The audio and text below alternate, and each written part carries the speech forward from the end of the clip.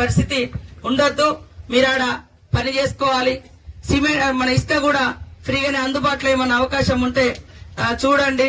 DFO గారితో మాట్లాడండి. Collector గారు ఇసుక కూడా ఫ్రీగానే ఇస్తాను కాబట్టి వాళ్ళు ట్రాక్టర్లు పెట్టుకుని తెచ్చుకుంటే ఒక ఇంటికి ఎంత ఇసుక పడుతుందో ఒక లిస్టు రాసి వాళ్ళకు ఒక చిట్టి మీద సర్టిఫికెట్ ఇచ్చేస్తే వాళ్ళు తెచ్చుకుంటారు.